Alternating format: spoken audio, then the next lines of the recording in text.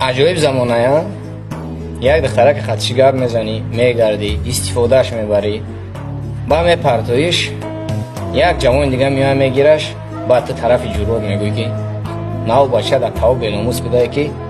او رامد خیلی کردم او خیلی کردم استفادهش بردم پرتوفتمش و ای گرفتش بیناموس اونه تی بیناموس که دختر استفاده بردی و پرتوفتیش او مردک گرفتش گناه شو رو پوش کرد خواست از برای الله حیاتی نو براش توفه کرد میگم